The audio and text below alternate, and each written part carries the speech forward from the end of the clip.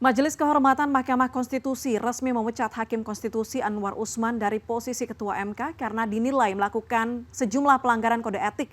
Meski sang paman dicopot dari Ketua MK, Gibran masih melenggang menjadi bakal cawapres Prabowo. Lalu apa dasar hukum Gibran tetap bisa menjadi cawapres meski keputusan MK soal usia cawapres punya nuansa pelanggaran kode etik? Kita simak penjelasannya dalam laporan khas redaksi berikut ini.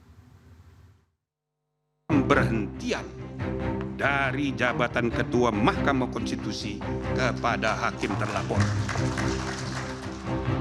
Duit orang tuanya.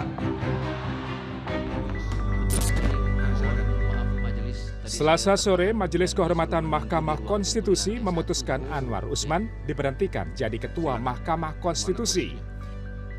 Dalam rekomendasi Majelis Kehormatan Mahkamah Konstitusi, Anwar Usman terbukti melanggar kode etik dan perilaku hakim konstitusi yang tertuang dalam Sabta Karsa Utama, yakni prinsip ketidakkeberpihakan, integritas, kecakapan, dan kesetaraan, independensi, dan prinsip kepantasan sekaligus kesopanan. Meski dicopot dari Ketua MK, Anwar tetap hakim konstitusi. Berpihakan, prinsip integritas, prinsip kecakapan dan kesetaraan, prinsip independensi, dan prinsip kepantasan dan kesopanan. 2. Menjatuhkan sanksi pemberhentian dari jabatan Ketua Mahkamah Konstitusi kepada hakim terlapor. Assalamualaikum warahmatullahi wabarakatuh. Salam sejahtera. Keputusan Majelis Kehormatan MK direspon kubu Ganjar Mahfud. Ketua Tim Pemenangan Nasional Ganjar Mahfud, Arsyad Rashid, menegaskan pihaknya mengapresiasi keputusan Majelis Kehormatan MK yang mencopot Anwar Usman dari jabatan Ketua MK.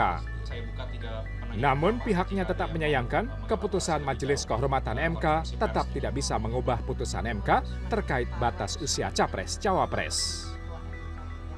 Kami sebetulnya berharap agar MK memutuskan Ketua MK Anwar Usman bukan hanya diberhentikan sebagai Ketua MK, tetapi diberhentikan juga sebagai Hakim MK. Tim kita memastikan bahwa tidak hanya kubu Ganjar Mahfud, kubu Prabowo Gibran juga merespons keputusan ini. Tim kampanye nasional TKN Prabowo Gibran menyebut keputusan Majelis Kehormatan MK tidak mempengaruhi pencalonan Gibran sebagai cawapres Prabowo alias Gibran tetap melenggang ke Pilpres 2024. Majelis Kehormatan MK tidak mempunyai dampak apapun terhadap keputusan Mahkamah Konstitusi nomor 90 yang berkenaan dengan batas usia dan persyaratan calon wakil presiden. Lalu apa yang menyebabkan Gibran tetap melenggang ke Pilpres 2024 meski Ketua MK Anwar Usman disebut melanggar kode etik dalam memutuskan soal usia Capres-Cawapres? Dalam sidang Majelis Kehormatan MK pada Selasa sore, Ketua Majelis Kehormatan MK Jimli Asidiki mengungkapkan keputusan Majelis Kehormatan MK tidak bisa mengubah keputusan MK. Jimli menambahkan yang bisa menganulir keputusan MK hanyalah keputusan MK lainnya alias digugat kembali. Maka ada peluang untuk terjadinya perubahan, tapi bukan oleh MK, melainkan oleh MK sendiri. Supaya orang tidak menganggap MK itu Mahkamah Konstitusinya MK. Jadi di atas MK, itu tidak benar juga.